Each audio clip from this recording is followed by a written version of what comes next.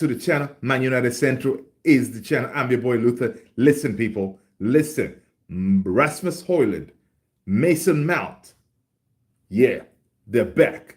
Rasmus Hojlund, Mason Mount are back in action, guys. All right, not back in action. They're actually back. You know, they're back into training, right? They're back into training. So we're gonna, that's what we'll be jumping into. All right, we're going to talk about that and talk about everything else because we have some crucial games coming up for us, guys. Crucial games coming up, games that, listen, we know that a lot of people are like, okay, it's only Barnsley, right? It's only Barnsley, but still, you can only beat who is put in front of you, right? And listen, Manchester United, I'm not going to get too giddy, right? It's only Barnsley, they say, but we put 7 past them. Basically, we did a job that we're supposed to be doing with these small teams, right?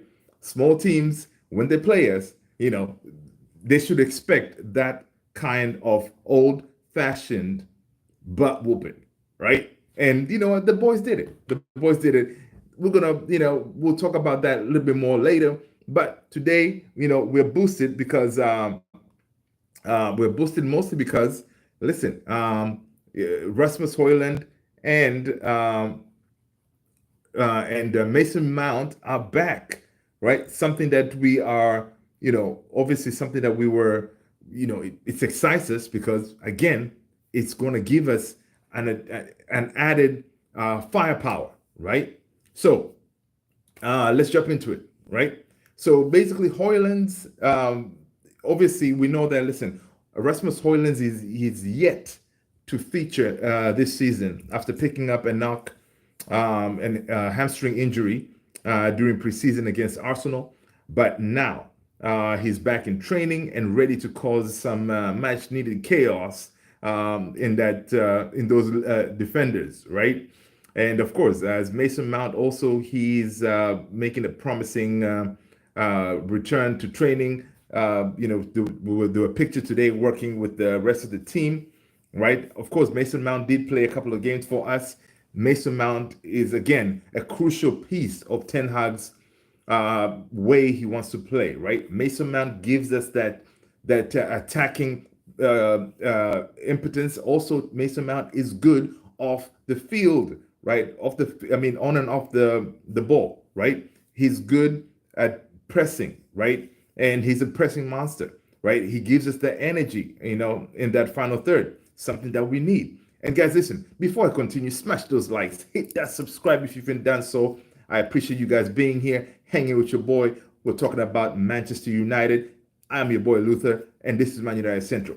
Right, let's get back into it. So listen, Mason Mount, our number 7 is back, right?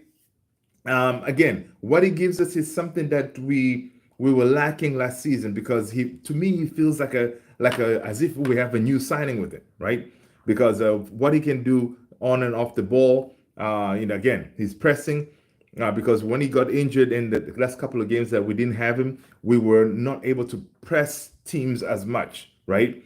Because when he was available, him and Bruno Fernandes played, false 9, and Mason Mount was a little bit behind Bruno, so they were able to combine very well in that final third to press teams, right? And the thing is, we know, listen, if we don't press teams, then they get a chance to press us, and then we don't have the ball.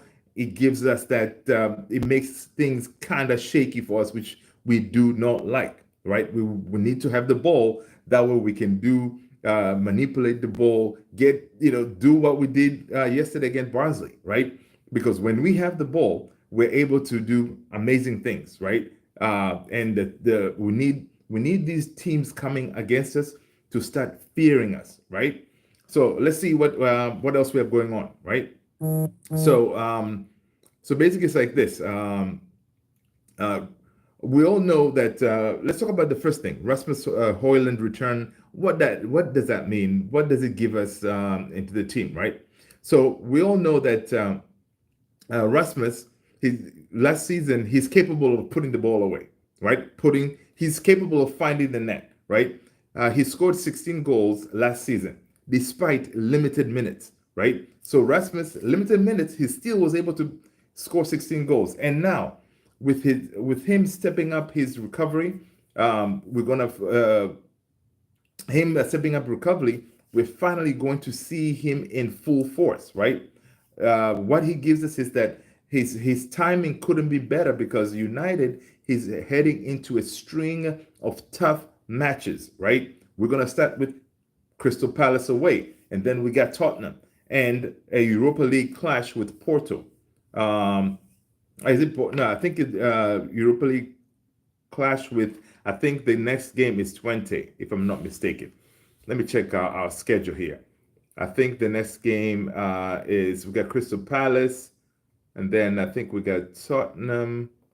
Let's see. But yeah, let's see here. Oh yeah, we got Tottenham and then Porto. Whoa, yeah, man. I thought we were playing 20. No, I think we got no, we got Crystal Palace and then we got 20, and then Tottenham and then Porto. Right? That is the how we're gonna play. So yeah, crucial games coming up. Right? Crucial games coming up because now, Ten Hag has to build momentum. Right? The players, they're slowly coming into their own because most of our players, what we've noticed is they're momentum players, right? And what they did yesterday, scoring those 7 goals, the intricacy in passes, creativity on the final third, the players looking for each other. We didn't really see like individual performances, like people, some of the players trying to go for glory kind of thing, right? They always looked for that second pass, the third pass, instead of just looking up, for example, like Rashford, Garnacho, basically looking up to score. They were looking up to say, okay, if it's Rashi, oh, where's Garnacho, where I can, pass him the ball. Or Garnacho looking up, oh, where's Rashi? So I can get him, I can assist him, And those are the kind of things that we were really missing last season. And this time I'm seeing what Ten Hag, Ruud van Nistelrooy, the team has been working on, right? They've been working on those things. That way, we are more creative on the final third, right? Instead of just being one-dimensional, the counter-attacking and trying to score that way, right? And then also we saw something that we hadn't seen before. Once we get to the box, we're going to the edge of the box, to the opponent's box, right? And then looking to cut back, right? And we saw Diogo Dalot did that for the goal against Southampton for Garnacho, and then we saw a couple of goals yesterday, kind of a similar approach, drive into the opponent's box and then looking to cut back to see, okay, is someone coming into the box who can finish it. We saw Bruno did that when he came in. Same thing that passed to Christian Eriksen.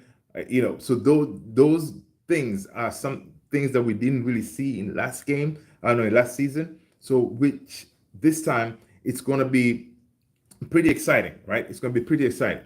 So let's see what else we have going on in this story here that we're checking out, right?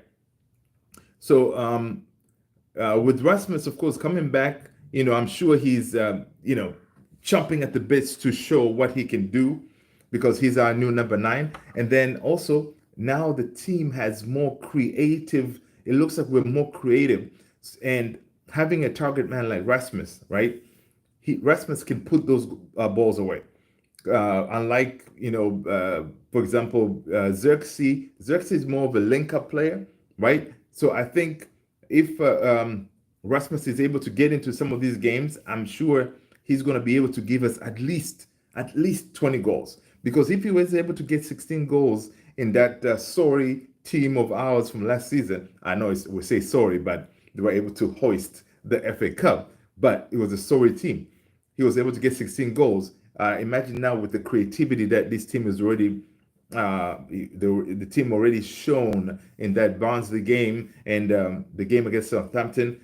Definitely, they're going to be able to find Rasmus Hojlund, and he should be able to give us at least 25 to 30 goals. I'm hoping, right?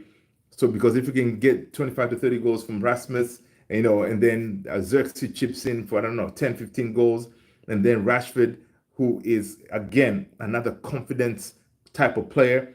Rashford, he looks like he's getting his confidence back. We're kind of seeing glimpses of that Rashford from the two seasons ago, right? The one who gave us 30 plus goals, right? We that Rashford, I'm seeing that we can be getting something like that Rashford, right?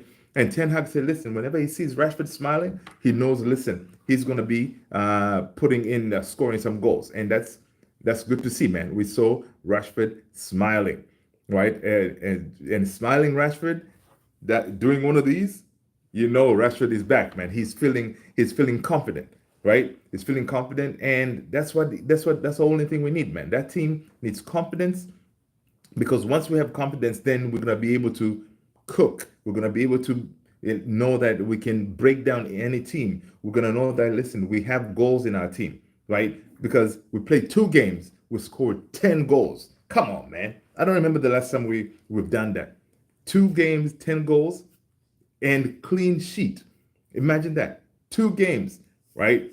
It's something that in the past it would have been hard to do, right? A lot of people yesterday, they were like, "Yeah, you guys scored 7 goals, but it's only Barnsley." But still, in the past, we have seen that we were not doing those kind of things, right? We'll play small, quote unquote, small teams like Newport County or Watford or something like that, and then we'll struggle to beat them, right? Or we'll go a couple of goals up, and then we'll kind of slow down, and then end up giving those teams a chance, and then they end up coming in back into the game, right? And so it looks like this time around, with this team, the way we're playing, more progressive, more adventurous football, more trying to have possession, aggressive front foot football, is something that Ten Hag has been working on, trying to get us slowly into that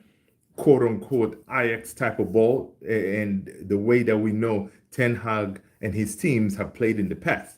Ten Hag had told us, like, listen, I cannot. One of the interviews that he did, he said, listen, I cannot play Ajax ball with these players. So now what happened? Ineos, they were able to get him the players that can play that type of ball, pressing ball, high tempo, right? Aggressive, right? Front foot football, and quick on transitions, right? That is something that Ten Hag wanted, and he couldn't do it in last season. Now it looks like they're building on that, right? But Ten Hag was quick to say, "Listen, man, let's not be too giddy about it." He said, "Listen, one thing is, for that Liverpool game when we lost, I was not really worried about it, right? As everybody was, going all crazy, say, 'Oh my God, you lost at home against Liverpool. It's the end of the world,' kind of thing." Ten Hag was like, "Listen, I was not worried. I was not worried." And yesterday, after we won that 7-0, he was like, "Listen, I'm not gonna get too excited with that either, because the bottom line is, I know where we're going. I know where this team needs to go, and we are nowhere close to being there, right?" Which is like that is itself is exciting, because imagine when we start cooking properly, right? When we start cooking properly, with the oil and all the ingredients in there, the kind of meshing together, everything is going the way it's supposed to go. Listen, it will be unstoppable, right? It will be unstoppable. I hope, right? Look at me saying that, and then next thing we play Crystal Palace, and everything falls apart. I really don't think so. It's for once I'm getting this vibe, this confidence that, listen, man, this team, it feels different. It feels different. We're gelling. We look like we're trying to play different type of football. We're trying to be more adventurous, right? And that is good. That is something really good to see, right? So back to our story, right? So one thing I can say is Rasmus Hojlund. Imagine him linking up with the likes of Rashford and Garnacho, or finishing off those slick through balls from Bruno. Definitely is something that we cannot wait to see. right?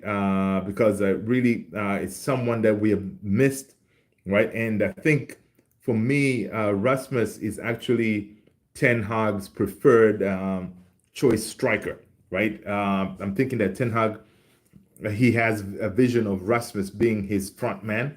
Maybe like, of course, Rasmus up top, and then you have Garnacho on the left and Ahmad on the right, or Rashford on the left and Ahmad on the right, kind of thing. But the front man for Ten Hag, I believe it is going to be Rasmus Hojlund, because again, uh, last season with no supply, he was able to get 16 goals. This season, I'm sure that I've looked at that team, the way they've been playing. It looks like they're playing for creating for each other, right? And not only we're going to have only one person scoring a bunch of goals or anything like that, that will depend on one person. It looks like it's going to be a number of players, right? And for example, if we start with Rasmus up top, then they're going to work on creating for Rasmus. Rasmus will be training to be at the right places. And listen, we have the king of poaching goals, the king of putting the ball away in Ruud van Nistelrooy. Imagine Ruud van Nistelrooy training Rasmus, training Xerxes. It's exciting, guys. It's exciting. I really want to see what Rasmus is going to be able to cook under this team and this creativity that has been exhibited so far. All right. So let's see what Mason Mount's influence is going to be. Right. Let's not forget about Mason Mount. He has been out for a few weeks with hamstring injury, but before that, he looked sharp in those opening games. Mount's return is crucial. He brings creativity and an extra attacking spark in the midfield. We definitely missed him. We missed that drive when he was on the pitch, especially during that Brighton game, right? So with Mason Mount being back in the squad, basically I'm expecting a lot of fluidity in our play, right? United has been kind of hit and miss so far this season, but Mason Mount return could be the key to unlocking defenses. Imagine him linking up with Bruno and Hojlund. It's a combination that, is something that is going to be amazing to see for sure, right? It's going to be amazing to see because Mason Mount gives us a different perspective, different angle on how we're going to be approaching games, how we're going to break down teams, right? Is Ten Hag going to be able to play the Mount and Bruno as much as we think he will? I don't know, right? Ideally, from some games, I guess he could do, playing both of them, right? But ideally, you want to. I would like for him to play one of them, right? Depending on what team we're playing, one of them would do, and then that way you have more coverage in other aspects of the midfield. Because if you play Bruno and Mason Mount, it means now you're gonna maybe only play Ugarte behind them, or just Kobe behind them, or Casemiro behind them. So kind of, it's kind of shaky. And Mason Mount as an 8, I don't know if that's his forte really, right? He's more, for me, Mason Mount is more of a 10, or the way Ten Hag has played him as a false 9 kind of situation, right?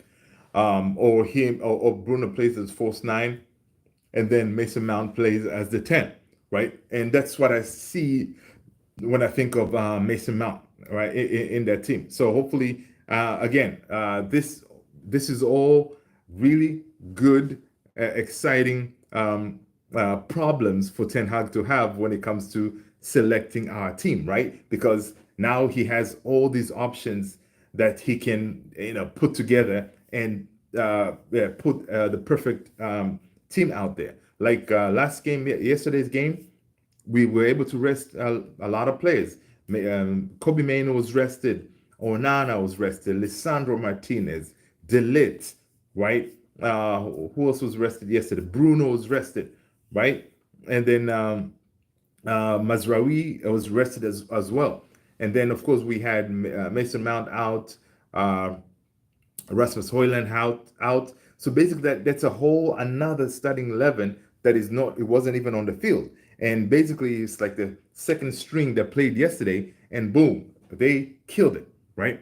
So that is exciting stuff. Exciting stuff knowing that we have all those players that they have yet to be really integrated or to start in some games, which again, another different dimension that can be brought on in a game. And also, what we saw yesterday is in the game against Barnsley, is players wanting to impress Ten Hag and the coaching staff, right? Because for once we have a team that everybody is fighting for that position, right? No one is there thinking like, you know what, I'm good to go. Whatever I do, I'm always going to be the starter, right?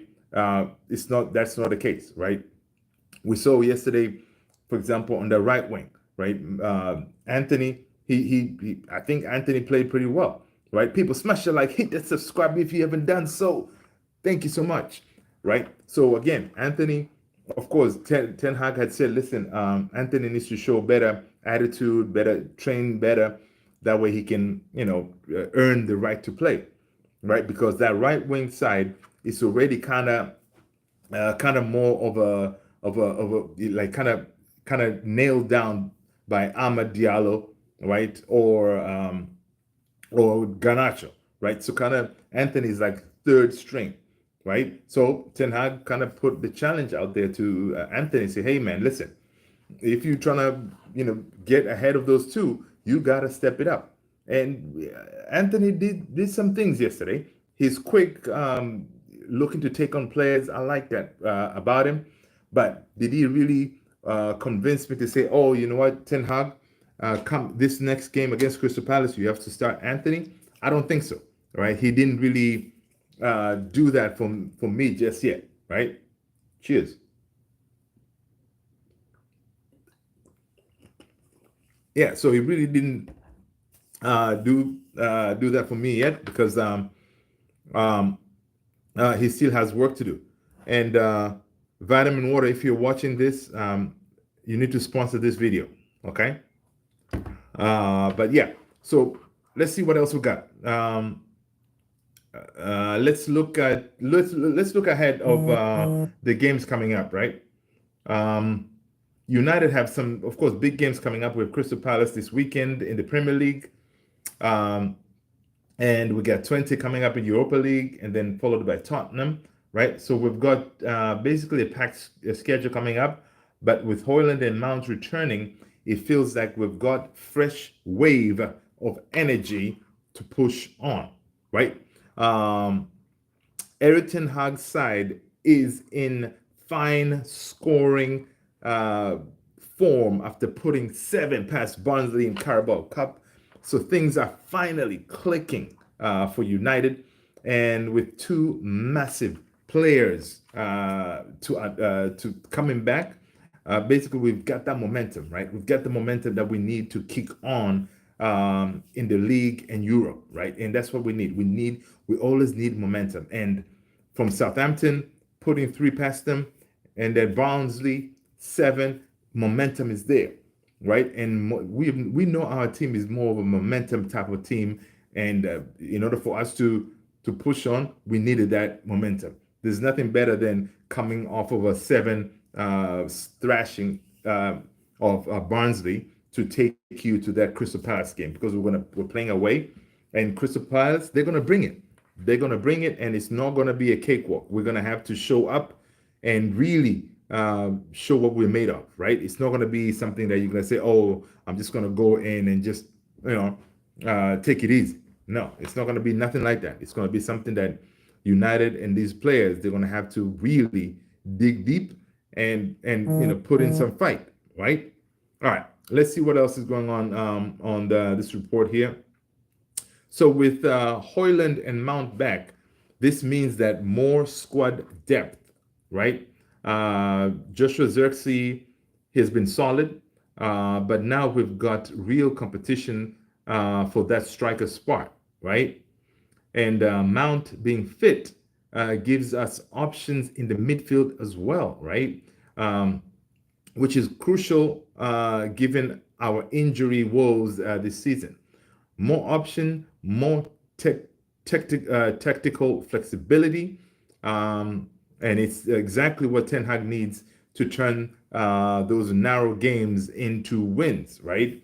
So options, options, options. Ten Hag actually, for now, he's going to be able to say, you know what? He can look on the field, and the bench, and know, okay, I can bring game changes, right? And for me, in that Crystal Palace game, I would definitely. Now I know Garnacho did bits, right? Garnacho he played very well. I would not be starting Garnacho in that Crystal Palace game. You guys, let me know if you're gonna start Garnacho. Who are you gonna bench? In that team coming up for Crystal Palace.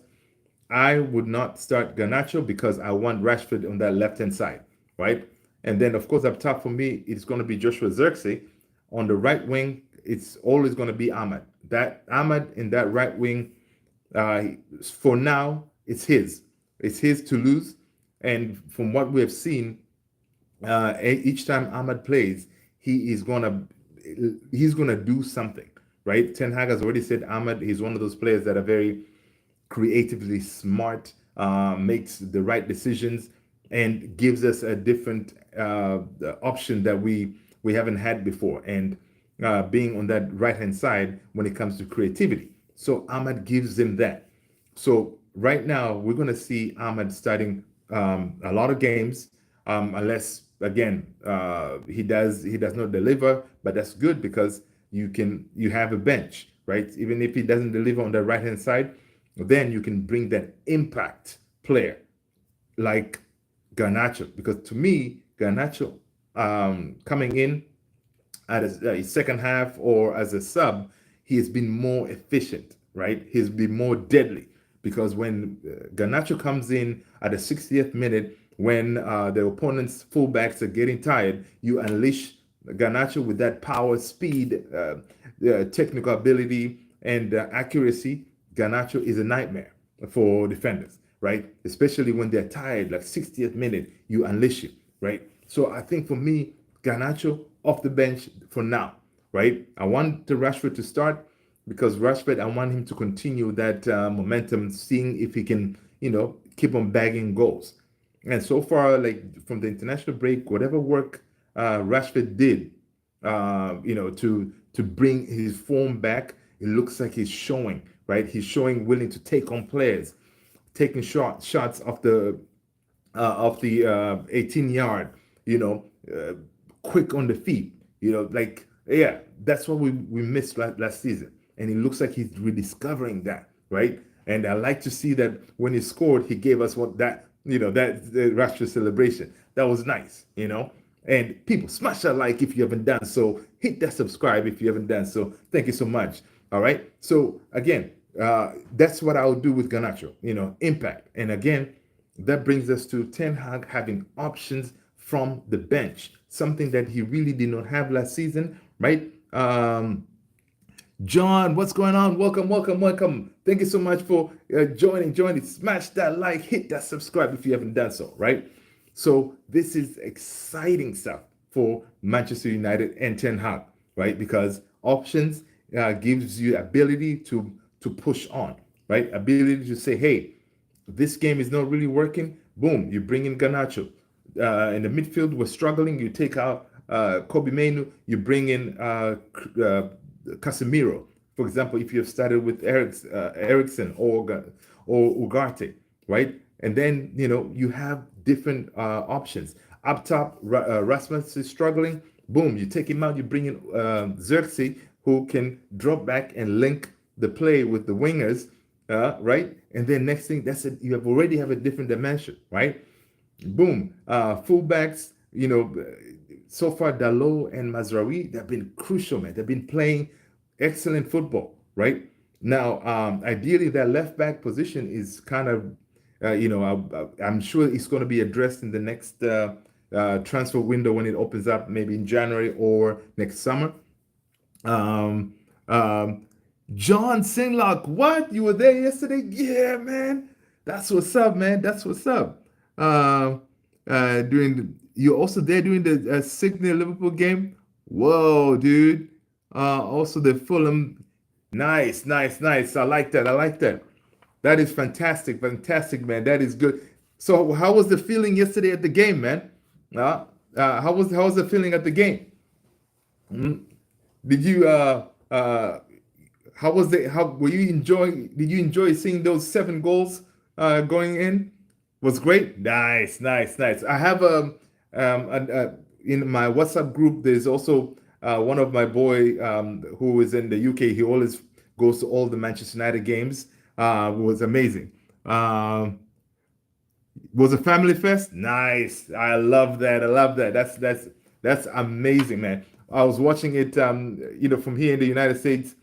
It was during during work hours, so I kind of had my TV on the corner there watching that game. And as I'm watching it as at home, I was like, yes, get it. Like it was nice. It was nice. Um, and he was with the goals. Yeah, yeah. People brought their families. Oh, nice, nice. That's good. Listen, that's what Old Trafford is, man. It's a family affair. And imagine those. I was watching one of the channels on YouTube, and one of the, just like you, commenting like this, the person that said it was the first time he took his daughter to the game, right? And by him taking the daughter to the game, and they see that type of football, imagine those memories that that little girl is getting. The memories that a lot of some people who were a little bit older hadn't seen United play like that, right? For me, I remember doing Sir Alex Ferguson days. We used to be killing teams like that, right? So I'm super excited that we looks like we're building on to something. We're getting something going on with our team, man. So I'm super excited that you are here saying that you were at the game. That is amazing, amazing. So what do you think? What do you what do you think about Ugarte? What do you think of how he did? To your opinion, what do you think he did? Did he play very well? Is he what you thought he was going to be? You know, Let me know. And also, Crystal Palace game. Do you start Garnacho or you bench him?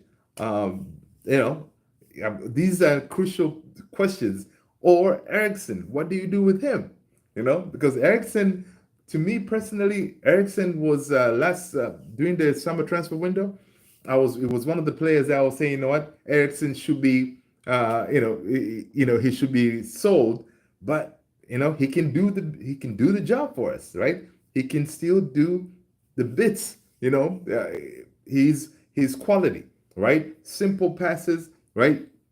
And that's something that we definitely found that was interesting. The Commanders in the house. What's going on, Commanders? What would you consider a goal? A good what? What would you consider a good? Your message cut off, man. What would you consider a good what team? Yeah, Manchester United. In case you're wondering, this guy, the Commanders here, looks like a Chelsea kind of fan, right? Yeah, he definitely looks like a Chelsea fan, and yeah, Chelsea, they're not very good. They were able to get Jadon Sancho, one of our rejects, but you know what? It's neither here nor there. Right? Just a little bit of banter going on with probably a Chelsea fan. But yeah, back to Manchester United. So guys, listen. The game coming up on Saturday. It's finally we're getting into a string of games that there are they're really going to determine what is happening to our team, right? The game yesterday, people are like, yeah, you're playing Barnsley. It's a League One team, so you shouldn't be too excited, right? Fine, duly noted. Yeah, we're not going to get too giddy about it, right? But we still had to dispatch him, right? We still had to give him the good old fashioned whooping. That way they know, listen, when you come to Old Trafford, it is not going to be a cakewalk, right? It's not going to be a cakewalk because that is how what we used to do back in the days of Sir Alex Ferguson, where we were like teams they were defeated in the tunnel before they even get on the field. Teams were already defeated because they knew, okay, this is not going to be a good night for us, right? And that is something that we had lost ever since Sir Alex Ferguson retired. Now we're trying to build that back. The fear factor, right? We had lost that because last season we saw teams will come in, they know, okay, we got a chance because our mentality was kind of weak, knowing that most teams knew that, hey, we're going to go to Man United, you're going to go to Old Trafford, even though the stadium, the fans, everybody's firing, right? They knew that they can come in. Once they get that one goal in, our heads, they're going to drop, and then it's all free for all, right? They can come at us, right? So that's something that, it was a mental fortitude that teams had to build. Our Manchester United players had to build within themselves that would know, hey, we are not going to lose, right? We can be scored on, but we're going to fight back to get back into the game, right? So that's something that this season I'm seeing that our team is slowly getting that, right? Making sure that we're not conceding a whole bunch of shots. Last season we were conceding like 20 plus shots, and whenever we were conceding all those shots, some of them turn out to be goals, and you lose games. But this season so far, we're conceding the fewest amount of shots, which is good. Means like we are controlling the ball, meaning that we're pressing teams. We're not allowing them clear cut shots at us. So our goalkeepers, they're not doing as much work. Last season, Onana, he was one of the when it comes to the rating, when it comes to the shot stoppers or goalkeepers with the most shots, Onana had conceded a whole rack of shots. So again, he was up there in the charts because all those shots, teams were not scoring that much, but still the number of shots that we're conceding wasn't good, right? In a proper team, well organized, you should not be conceding that many shots. So our defense now is working in very well with the midfield, reducing that space in the midfield. And that's something also. Last season, our midfield was wide open. Once the opponent's team gets the ball, they can just pass their way very easily to our midfielder. And next thing, they're looking at Onana trying to put a few goals past us, right? So that's something that they've obviously worked on, right? They worked on by bringing in the likes of Ugarte, someone with legs, tenacity, speed, someone who can basically intercept balls. And then once you do that, like we saw in the last the Barnsley game, he's very quick at ball interception, and then also giving the ball to the professionals, for example. Like he's the ball winner, but he's not really a progressor. So he could win the ball back and then look up, see who's next to him. Like, for example, it could be Kobe Mainu or Bruno or Ericsson. That's what he was brought in to do, and he's going to give us that ability. Casemiro, listen, world class, but his legs are gone, so he's not able to really do that job that he like the way he used to do back in the days. But Casemiro can still do the job for us, right? If Ten Hag puts him in a situation where he has help, like yesterday, it was Casemiro and Ugarte. Ugarte did a lot of that defensive work. Casemiro played as an 8, advanced the ball to Ericsson. Ericsson played as a 10. We were working very fluid. The fluid level of the way we were playing was, as you say, viscous, right? It was that good. We were working like a well-oiled machine, right? The ball was moving quickly from back to front into attack, and that's what we need to see. So hopefully now that when we go into the Crystal Palace game, away from home, in enemy territory, we need to be able to do the same thing. We need to be able to play the same way to make sure, like, listen, it wasn't a fluke. It wasn't a fluke us yesterday scoring 7 goals, right? I'm hoping that we can get to Crystal Palace and whoop him like at least a light 3 goals. It wouldn't be a bad thing.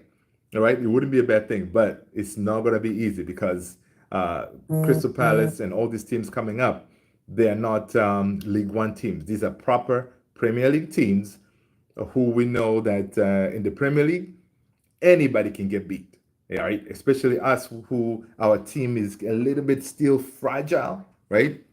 So it's interesting to see how the team is going to be set up because now Ten Hag has most of his players back, fit and firing up, ready to go.